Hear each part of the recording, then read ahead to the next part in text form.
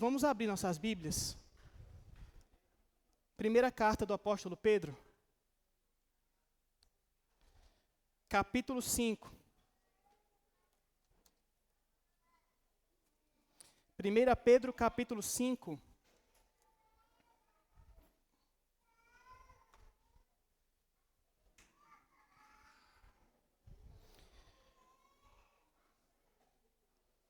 Quero lembrar, irmãos, hoje, aos papais e às mamães que a qualquer necessidade de seus filhos, se eles se sentirem ansiosos ou incomodados com alguma coisa e vocês precisarem levantar para ajudá-los com alguma necessidade, vocês podem ficar à vontade para fazer isso, não se sentirem nem um pouco constrangidos. Nós estamos em família, nós estamos em casa e crianças às vezes têm um tempo de espera diferente dos adultos, não é? Então, talvez eles possam perder a paciência com alguma coisa e vocês precisem orientá-los e conversar com eles. Às vezes eles precisam ir ao banheiro também e vocês também podem conduzi-los a isso, tá? Fiquem à vontade e sintam-se em casa para poder fazer isso sem qualquer constrangimento ou problema, tá bom?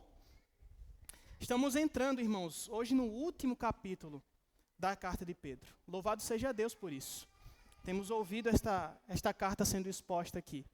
Irmãos, nós vamos estudar hoje os versículos do 1 ao 4. Então fique atento aí a esse texto. Um estudo realizado pela Associação Americana de Gerenciamento entrevistou 1.500, aproximadamente 1.500 gerentes e perguntou a eles que valores você procura e admira em seus superiores. E a resposta mais apontada por esses 1.500 gerentes foi integridade. Integridade. E eles definiram integridade como ser verdadeiro, ser confiável e ter convicções. Verdadeiro, confiável e ter convicções. Agora, não é interessante que, mesmo as pessoas no meio corporativo, priorizam o caráter antes da competência, muitas vezes?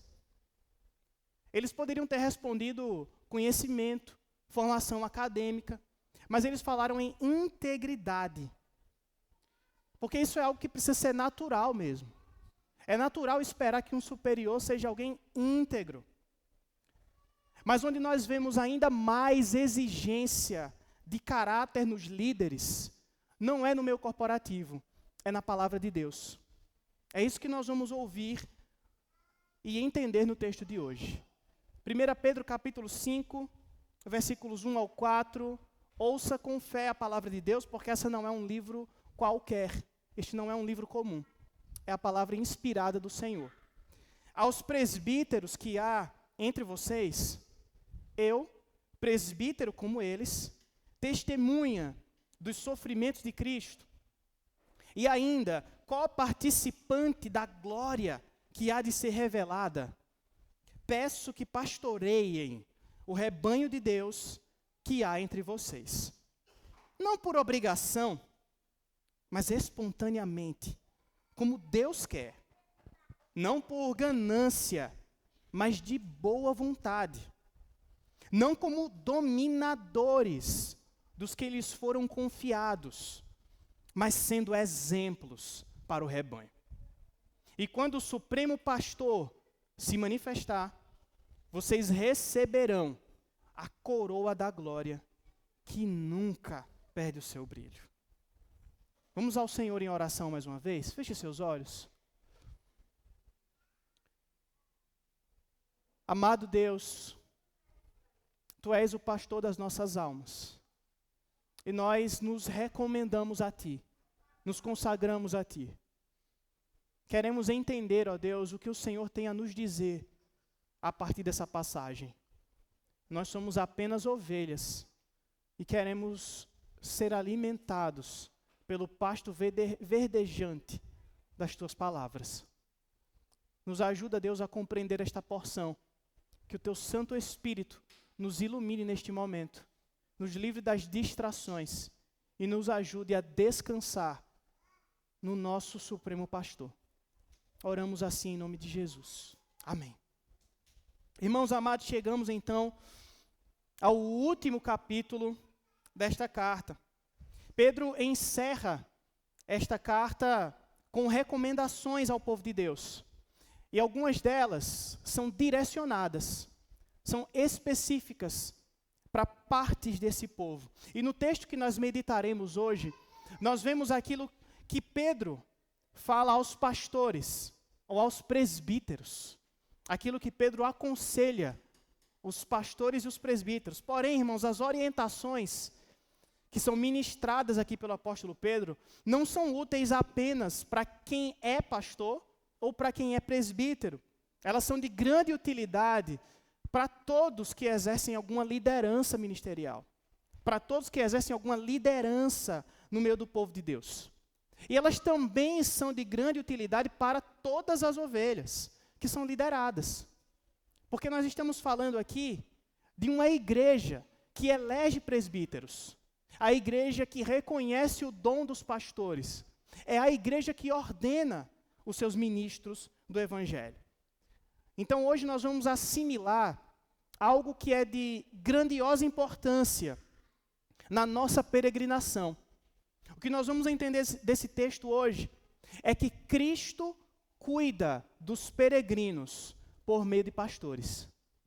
Cristo cuida dos peregrinos por meio dos seus pastores.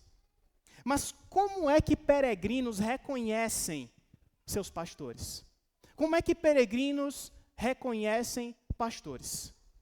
Como é que você, cristão, pode identificar um genuíno líder, um genuíno presbítero, um genuíno pastor?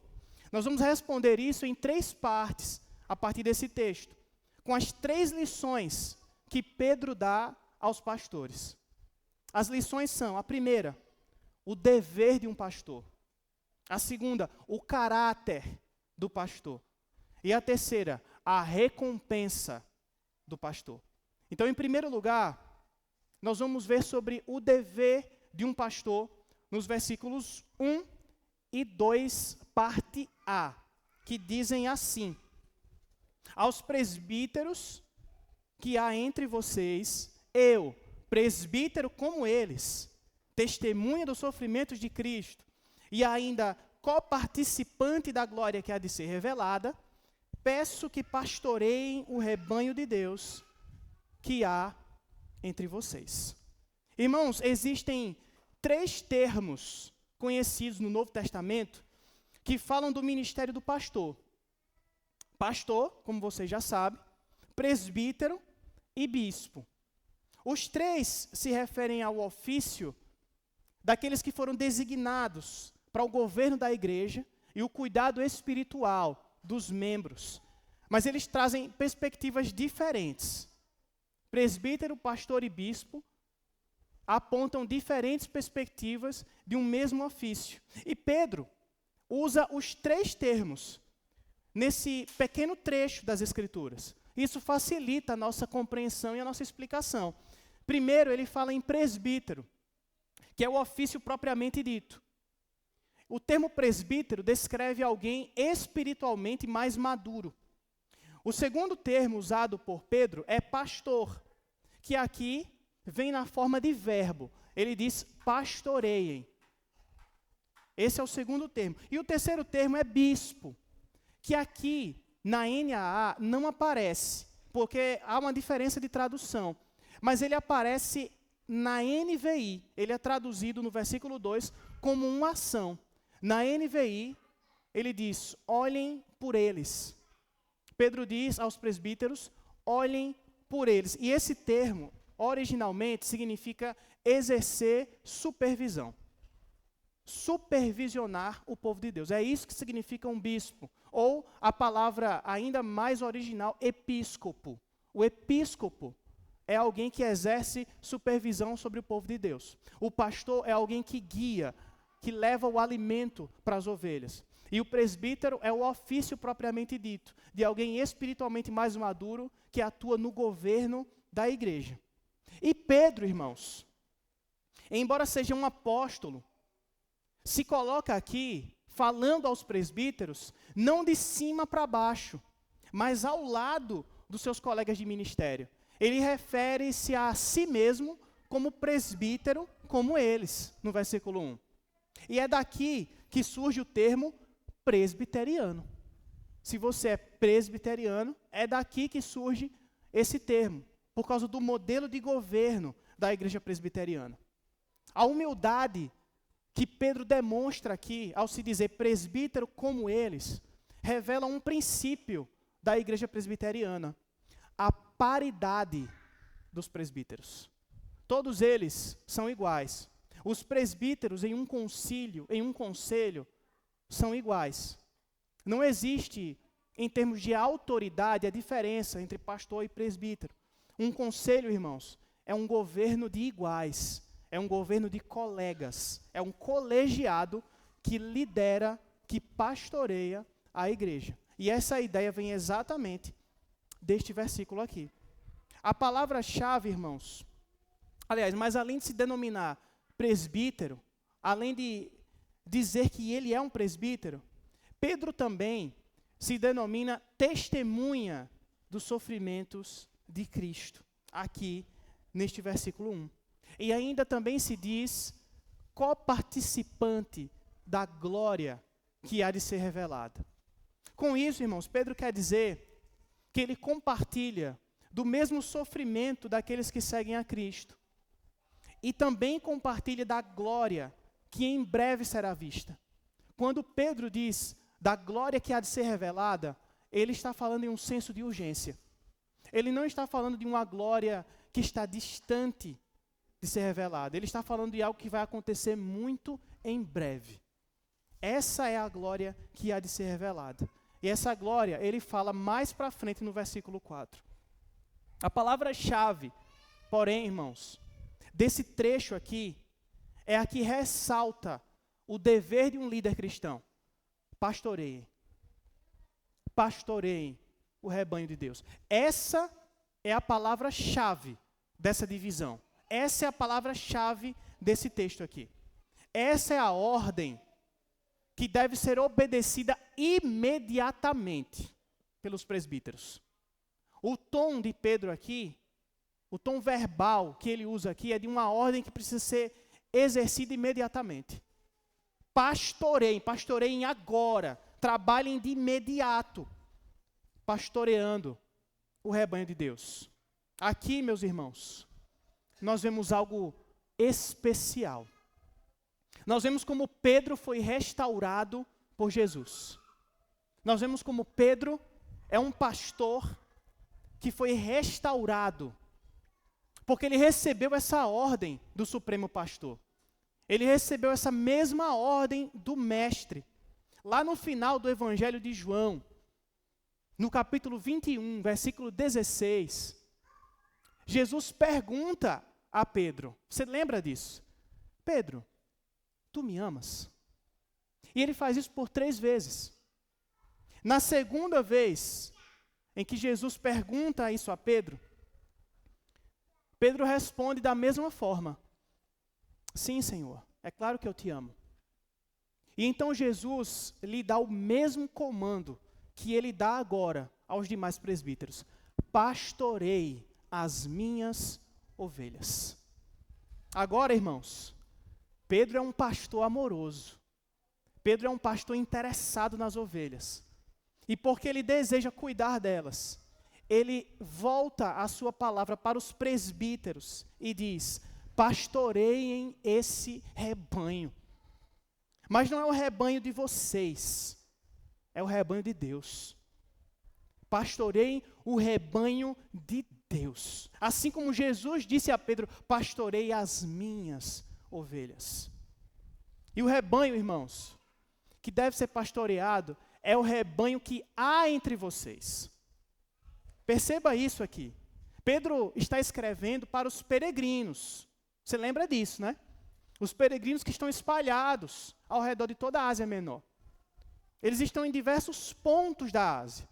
Por isso, cada região, cada igreja local, cada comunidade de fé tem seus próprios presbíteros. E ao escrever a todas essas comunidades, ele fala aos presbíteros e diz: pastorei o rebanho de Deus que há entre vocês. Porque o papel dos presbíteros é cuidar da sua igreja local, não da igreja local de outro presbítero. Pedro está dizendo aqui, irmãos, que a jurisdição do pastor é a sua igreja local, não é a igreja de outro pastor. A jurisdição de um pastor é a sua própria igreja local. São essas as ovelhas que ele precisa cuidar. Meu irmão amado, você costuma se lembrar que você é uma ovelha do rebanho de Deus? Você costuma pensar nisso? Você costuma lembrar que você está no aprisco do Senhor? Que você está no aprisco de Cristo Jesus? Esse é o tipo de coisa tão boa, mas tão boa, que a gente esquece. É o tipo de coisa que a gente se acostuma. A gente se acostuma com o amor de Deus. A gente se acostuma com o cuidado de Deus. De tal forma que a gente se esquece que há um pastor cuidando de nós. Um pastor que ama as suas ovelhas. Nós não somos ovelhas perdidas. Nós não estamos espalhados sem que o pastor esteja de olho em nós. Nós estamos guardados. E sabe qual é uma das provas disso, irmãos? É que Deus chama pastores para cuidar de suas ovelhas. Uma das provas disso é que Deus chama pastores para serem seus aliados no cuidado de suas próprias ovelhas. Eu tenho um vídeo que é o meu preferido da internet. É o meu vídeo preferido em toda a internet, em toda a web. Esse vídeo, irmãos, eu não estou exagerando não, tá? Eu vejo ele com frequência. É um vídeo de um cachorro da raça Border Collie, em cima de um quadriciclo. Ele está atento ao seu dono, esperando um comando. E o seu dono diz, vai, em inglês. E ele sai numa disparada, correndo em direção ao horizonte. Em poucos segundos, uma multidão de ovelhas aparece. Todas elas vêm correndo. Esse rebanho vem em direção aonde o pastor está. E ele está parado filmando. E elas vêm, elas entram no caminho e vão para o aprisco. Elas estavam pastando na grama. E então elas vêm, entram no aprisco. E depois que elas saem de cena, quem aparece? O cão pastor, que recebeu o comando. Ele aparece parado, observando, e depois que todas as ovelhas entram no aprisco, é que ele salta para cima do quadriciclo e recebe um carinho do seu dono. Eu acho fantástico esse vídeo, eu acho maravilhoso, que eu amo cães, sabe? Eu amo cachorro. Eu amo cachorros de trabalho. Eu amo como isso manifesta o domínio do homem sobre a criação. Essa relação de amizade entre o homem e os animais que Deus criou. Mas outro motivo pelo qual eu amo esse vídeo é porque ele representa muito bem o que é pastorear. Esse pastor poderia ter resolvido esse caminho das ovelhas de outro jeito. Ele poderia ter ido buscar as ovelhas de outra forma, com o seu cajado, ou de algum outro modo. Mas ele quis utilizar um cachorro para isso. É algo que os pastores de ovelhas têm feito isso há milênios. Esse pastor representa a Deus. E esse Border Collie representa os pastores que ele chama para cuidar das ovelhas, para trazerem para o aprisco. É assim que Deus conta com pastores. Deus dá, irmãos, aos presbíteros o privilégio de pastorearem um rebanho que é dele. O rebanho é de Deus. Mas ele quis, por sua imensa graça, providência, sabedoria, conceder o privilégio a alguns pastores e presbíteros de cuidarem das ovelhas que pertencem a ele. Isso é um privilégio imenso, irmãos. Por isso você, que já é pastor ou presbítero, ou que almeja um dia ser pastor ou ser presbítero, atente bem para esse privilégio, meu irmão. Atente bem para isso. O pregador batista Charles Spurgeon disse a esse respeito: meu filho, se Deus o chamou para o ministério, não se rebaixe ao ponto de ser rei em qualquer país. De fato, irmãos, todos os dons e vocações são especiais para Deus, são valiosos para a igreja do Senhor. Mas não há destino mais honroso do que ser alguém conclamado a uma missão que leva o mesmo nome de um dos ofícios de Deus, o de pastor, pois ele tem o seu próprio rebanho e ele dá a alguns o privilégio de também serem pastores. O pastor / presbítero, porque biblicamente não há diferenças concretas sobre isso, é exatamente aquele que espalha o aroma do conhecimento de Cristo entre as ovelhas do Senhor. É exatamente aquele que ministra a palavra de Deus, que lidera e que guia as ovelhas no caminho dos pastos verdejantes do Senhor Jesus. Ele é alguém que precisa andar com o Senhor. É alguém que precisa ouvir os comandos do Supremo Pastor. É alguém que precisa ouvir o que o pastor quer dizer às ovelhas. Ele não sai para guiar as ovelhas sem que o pastor supremo dê o comando, sem que ele dê a ordem, sem que ele mande, sem que ele diga. Ele precisa cuidar das ovelhas do mesmo jeito que Jesus cuida, com o mesmo interesse com o qual Jesus cuida. Portanto, irmãos, aqui nós temos o dever do presbítero, pastorear. Esse é o dever do presbítero, é isso que você deve esperar dele. Logo, irmãos, o direito da ovelha é ser pastoreada. As ovelhas devem receber pastoreio. Caso contrário, elas se perdem. Ovelhas sem pastor ficam perdidas, ficam confusas. Por isso você, ovelha, precisa ser guiada até o seu Deus. Você, ovelha, não pode ficar sem pastor. Você, ovelha, não vai encontrar o caminho sozinha. Você, ovelha, precisa ser pastoreada. E Deus te pastoreia também por meio de um presbítero, também por meio de um pastor, também por meio dos seus líderes na casa de Deus. Você precisa estar no rebanho do qual você faz parte. Você não pode ficar aquém dele. Você não pode ficar afastado do rebanho. Você precisa do rebanho. Você não pode sozinho. Lembre-se disso. Porque a primeira lição que Pedro dá aqui é sobre o dever do pastor. E a segunda lição, irmãos, é sobre o caráter do pastor, que está nos versículos 2, parte B, e versículo 3. Volte os seus olhos para esses versículos. Ele diz: não por obrigação, mas espontaneamente, como Deus quer. Não por ganância, mas de boa vontade. Não como dominadores dos que lhes foram confiados, mas sendo exemplos para o rebanho. Irmãos, depois de pastorear, de entender o dever, agora é o momento de nós entendermos o caráter, o modelo do líder. Ou seja, como é que ele deve exercer o pastoreio. Já sabemos que o pastor deve pastorear. Já sabemos que o pastor deve exercer essa liderança. Já sabemos disso. Mas como ele deve fazer isso? Como ele deve ser para fazer isso? Qual deve ser a sua atitude? Pedro faz isso, irmãos, explica isso, contrastando dois tipos de postura. Mas tem uma coisa da qual você deve prestar atenção aqui nesse texto. Pedro vai intensificando essa postura. Ele vai intensificando a seriedade desse caráter, a seriedade dessa atitude.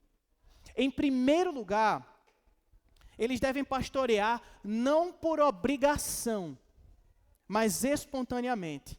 Porque é assim que Deus quer, Pedro diz. O líder, irmãos, não deve cuidar das pessoas por constrangimento. Ele não deve ser empurrado, obrigado, externamente constrangido, coagido a fazer isso. Não é assim que se pastoreia. Ele deve fazer isso de forma espontânea, de forma voluntária, por livre decisão. Em segundo lugar, irmãos, eles devem pastorear não por ganância, mas de boa vontade. A versão Almeida Revista e Atualizada traduz aqui como sórdida ganância. Ele coloca esse adjetivo, porque isso nos ajuda a entender o problema real que Pedro está dizendo aqui. Ganância por si só já é algo ruim, mas quando ela é sórdida, piora, só piora. Em outras palavras, irmãos, é um tipo de atitude repugnante, imoral, vil. Pastorear por ganância é uma motivação reprovável. É isso que Pedro está dizendo. Suja. É uma motivação desprezível. E não é assim que líderes devem pastorear. Essa ganância pode ser por dinheiro, pode ser por status, pode ser por influência, pode ser pelo uso da igreja para benefício próprio. Esse termo tem esse peso aqui que Pedro está usando. Por isso, irmãos, o contraste que Pedro cria da ganância é com a boa vontade, é com uma vontade santa. A NVI traduz isso por desejo de servir. É uma boa tradução também. Sabe o que significa isso? Pastorear com ânimo, pastorear com paixão, pastorear com um ímpeto que vem de dentro para fora, uma disposição entusiasmada de cuidar das pessoas. É servir com vontade de servir. Não é servir porque foi obrigado. É servir com vontade.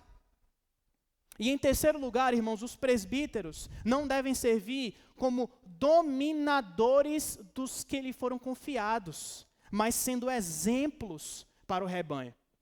E aqui, irmãos, Pedro está apontando para o abuso de autoridade. Pedro está falando, irmãos, que pastores não são senhores das ovelhas. Eles precisam entender qual é o seu lugar. Como existiam senhores de escravos. Ovelhas não são escravas dos seus pastores. Pedro está dizendo, irmãos, que a autoridade de um pastor não pode ser um peso esmagador sobre os liderados.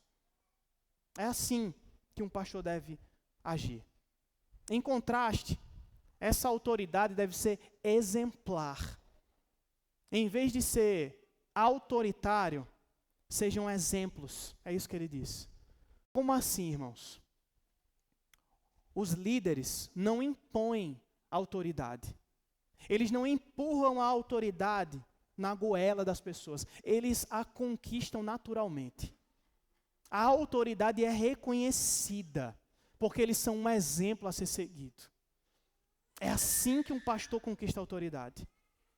Veja, irmãos, o que é que Paulo diz aos Filipenses no capítulo 3, versículo 17. Ele diz, irmãos, sejam meus imitadores e observem os que vivem segundo o exemplo que nós temos dado a vocês. Filipenses 3,17. Paulo tem a consciência tranquila, irmãos, para ser um padrão de liderança. E ele faz isso para proteger a igreja. Porque no versículo 18 ele diz que muitos andam entre nós, dos quais repetidas vezes eu lhes dizia, e agora digo até chorando, que são inimigos da cruz de Cristo. Paulo está preocupado, irmãos, com os filipenses. Você sente essa preocupação? Você percebe o interesse que Paulo tem neles? Ele deseja proteger, dando vários avisos, à distância, e ele continua avisando. Esses maus exemplos, esses líderes abusadores, são inimigos da cruz de Cristo. Irmãos, nem todos foram chamados para ser pastor, para serem pastores. Isso aqui é algo que nós devemos entender. Deus não deu a todos o dom de liderança, o dom de ser um superintendente sobre a igreja, de governar a igreja. Mas aqueles a quem Deus deu esse dom é possível perceber. Aqueles a quem Deus deu esse dom é possível discernir. E existem recomendações bíblicas para isso. E são muitas. O texto de Filipenses 3, 17 e 18 é uma delas. O texto de 1 Pedro 5, do 1 ao 4, que nós estamos refletindo aqui, também é uma delas. Nós estamos diante dessas recomendações aqui, para discernir o que é um pastor, para discernir o que é um presbítero. E aquele que sente esse chamado, que entende que possui esse dom, ele sente isso da parte de Deus. Ele não sente isso porque as pessoas estão empurrando ele para fazer. Se um homem, irmãos, se vê externamente obrigado a entrar no ministério, isso é um sinal claro de que ele não é chamado. Se um homem se sente externamente coagido a entrar no ministério, a se tornar um pastor, a se tornar um presbítero, isso é um sinal claro, evidente, de que ele não é chamado, de que ele não tem esse dom. E isso é importante para a gente entender aqui, porque a gente vê, irmãos, cada vez mais comumente, filhos herdando a igreja dos pais pastores. A gente vê comumente pastores tratando as igrejas como empresas e deixando como herança para os seus filhos. Dizendo aos filhos, você tem que estudar e se preparar, você tem que agir na igreja, se envolver com as pessoas, porque essa igreja vai ficar para você.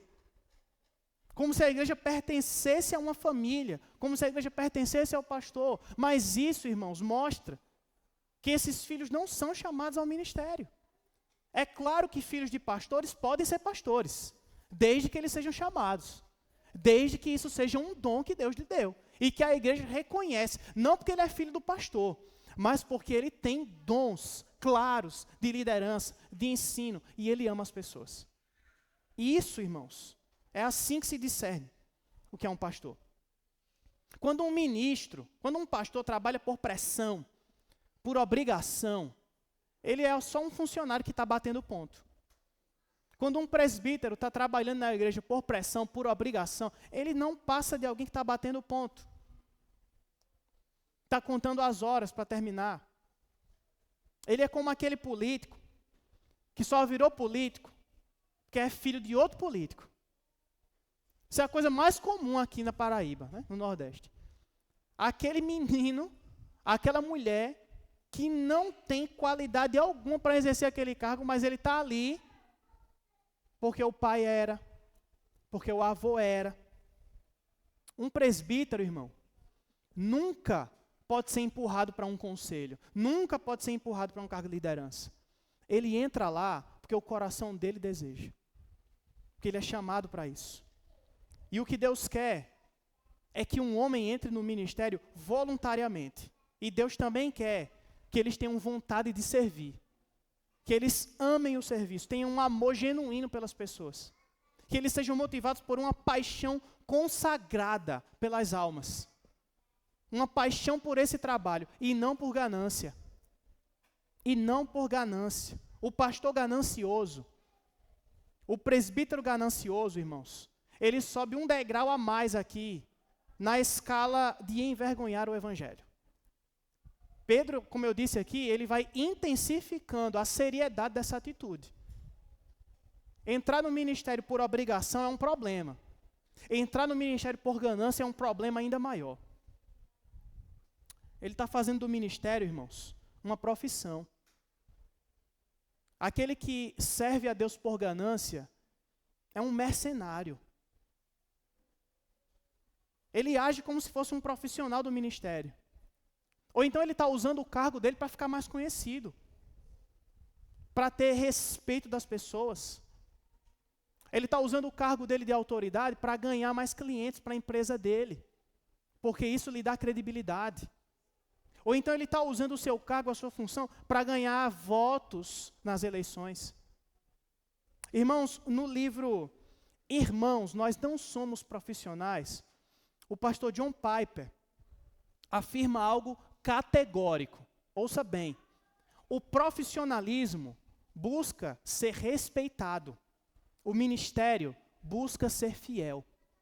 O profissionalismo foca na técnica, o ministério foca na unção. E ele conclui, o ministério não é profissional, é sobrenatural.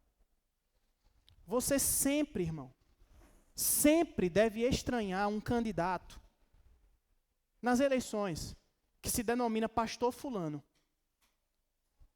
Pastor fulano e está lá o número. Mas espera aí, ele vai ser pastor ou vai ser prefeito? Ele vai ser pastor ou vai ser vereador? Ele vai ser pastor ou vai ser deputado?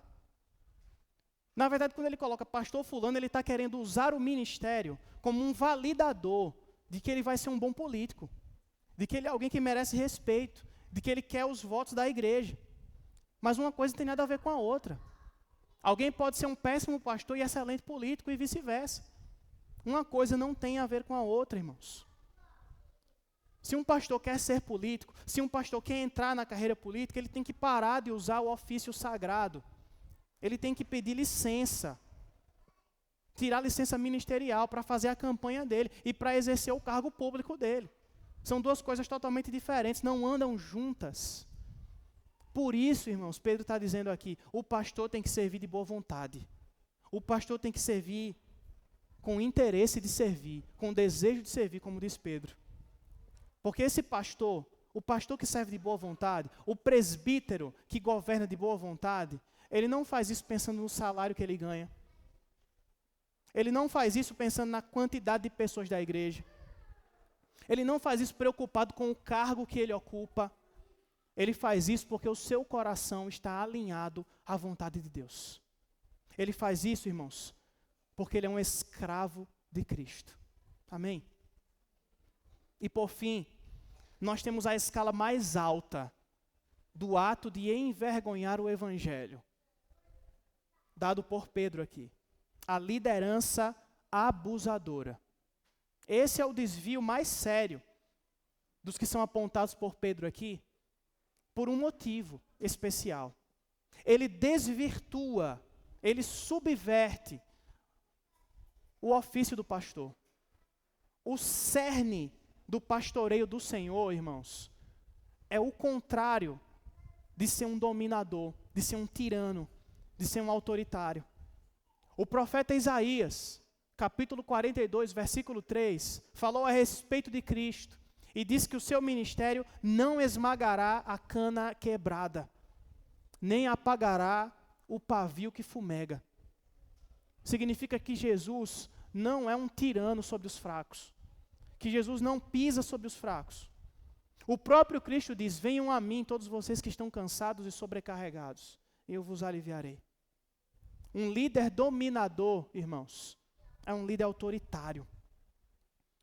São eles que impõem medo nas ovelhas, impõem culpa nas ovelhas. Eles tratam as ovelhas com extrema dureza e usam isso para manipular as ovelhas. Lembre-se de Davi, irmãos, como ele agiu com Batseba. Que Davi faz ali um abuso de autoridade. Ele usa da sua autoridade como rei para dormir com a mulher de outro, inclusive tirando a vida desse homem. Mas o presbítero, o pastor que é chamado por Deus, ele alcança a autoridade piedosa por ser um exemplo.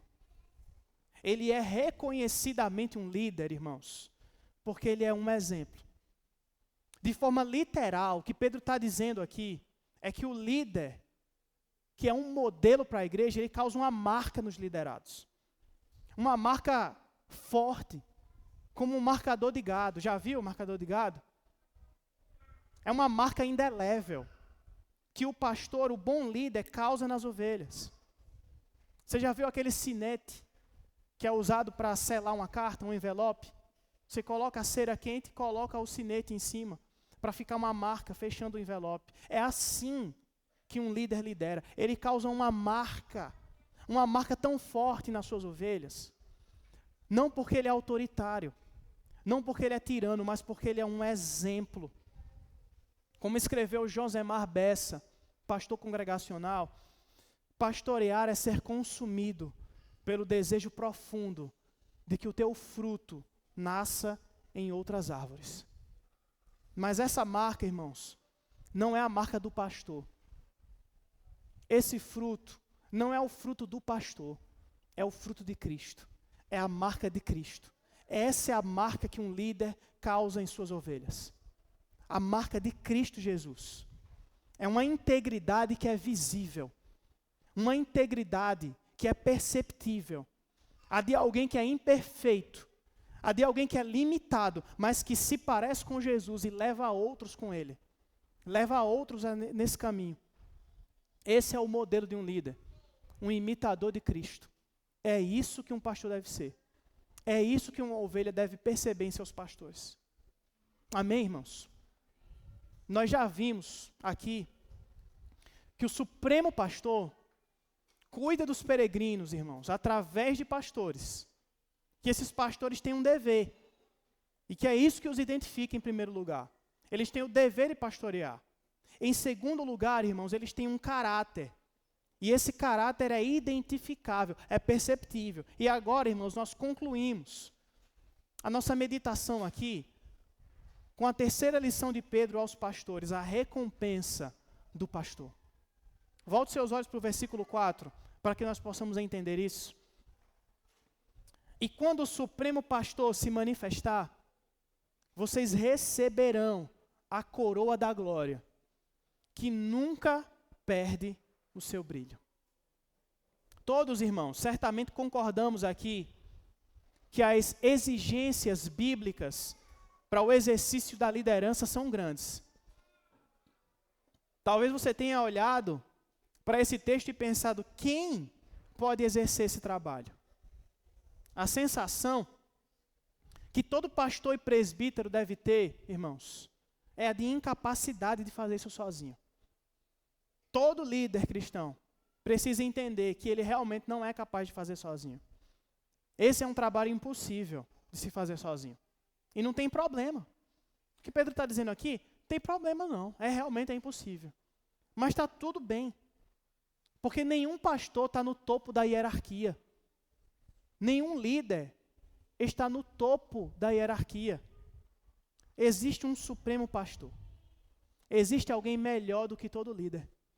Existe alguém melhor do que todo pastor, do que todo presbítero. Existe alguém que é perfeito, perfeitamente líder. Todos os pastores, todos os líderes cristãos estão abaixo do Supremo Pastor. Todos aqueles que lideram estão abaixo desse Supremo Pastor. Pedro não disse seu nome, mas nem precisa, não é? Não precisa porque nós o conhecemos. E nós o conhecemos muito bem. João capítulo 10, versículo 11 diz isso. Essas palavras são de Jesus. Eu sou o bom pastor. O bom pastor dá a vida pelas ovelhas. É isso que Jesus diz. E ele é um pastor irresistivelmente bom. Irresistivelmente perfeito, belo e justo. A palavra bom que Jesus usa ao se referir a si mesmo como bom pastor, irmãos, parece algo ok para a gente, né? É um pastor bom, ele não é mau. Mas no grego, originalmente, esse termo tem um valor mais profundo. Nós poderíamos traduzir como ideal. O que ele está dizendo é, eu sou o pastor ideal. Eu sou o pastor necessário. Eu sou o pastor admirável. Eu sou o pastor reconhecível. Eu sou o pastor louvável. É isso que Jesus está dizendo. Que ele é o pastor perfeito. Cristo é o pastor perfeito. Porque somente o pastor perfeito dá a sua vida pelas ovelhas. Somente ele. Foi dando a sua vida, irmãos, que Cristo colocou suas ovelhas no seu aprisco. Foi dando a sua vida que ele colocou você onde você está agora. Você está pastando no aprisco do Senhor, protegida e guardada. O Supremo Pastor diz, as minhas ovelhas ouvem a minha voz. Eu as conheço e elas me seguem. eu lhes dou a vida eterna, jamais perecerão, e ninguém as arrancará das minhas mãos. Esse é o nosso pastor. E Pedro sabe muito bem disso. E ele afirma, esse supremo pastor, esse pastor ideal, vai se manifestar. Esse supremo pastor vai ser visto. E quando ele for visto, e quando ele se manifestar, os pastores como eu e vocês receberão a coroa da glória. Este é o versículo 4. Porque o supremo pastor, irmãos, o pastor ideal, sabe como honrar seus copastores. O pastor ideal sabe como honrar os seus auxiliares, os seus aliados. Ele sabe como recompensar aqueles que gastam seu tempo, que gastam sua vida servindo as ovelhas, cuidando de outras vidas. Esse supremo pastor sabe como fazer isso. Ele vai recompensar com uma coroa de glória que nunca perde o seu brilho. Havia uma flor, irmãos, de uma planta chamada amaranto. Você conhece essa planta, o amaranto? A flor do amaranto era usada para fazer ornamentos, porque ela não secava, mesmo depois de ser retirada da planta. Ela era usada em ornamentos, inclusive nas coroas, que eram dadas aos atletas campeões dos Jogos Olímpicos. Eles eram honrados com a maior honra possível, a coroa que não secava, uma coroa que não murchava. Pedro diz, irmãos, que os pastores vão receber uma coroa como que de amaranto, uma coroa que não perde seu brilho, uma coroa que não murcha, que não seca, uma coroa que vai brilhar por toda a eternidade. Essa é a coroa que ele vai conceder aos líderes, e eles vão receber diretamente do Supremo Pastor. Irmãos, eu tive o privilégio imenso de ser designado para pastorear vocês neste ano. E, às vezes, irmãos, um pastor sai, outro pastor vem, mas nenhum de vocês está ou esteve nas mãos de um pastor que sai ou de um pastor que vem. Vocês estão nas mãos do Supremo Pastor. Vocês sempre estiveram nas mãos do Supremo Pastor e sempre estarão. Assim como ovelhas, às vezes, precisam se mudar. Às vezes as ovelhas vão para outra cidade, para outro estado, para outro país. E, sim, o crente precisa procurar pastores com caráter, pastores com vocação, pastores com dom, mas sempre confiando que na igreja onde ele estiver, no lugar onde ele estiver, ele continua sendo ovelha do Supremo Pastor. Se você está aqui nesta igreja e deseja estar aqui, isso é algo que me deixa muito feliz. É algo que aumenta a minha responsabilidade a cada ovelhinha que chega ou que nasce, porque estão nascendo muitas mais a cada mês, a cada ano. Mas ao mesmo tempo, irmãos, eu posso ficar tranquilo, porque vocês não são minhas ovelhas diretamente. Vocês são ovelhas do Supremo Pastor. E as ovelhas ouvem, reconhecem a sua voz. E ninguém pode arrancar as ovelhas das mãos do Supremo Pastor. Ele mesmo disse isso.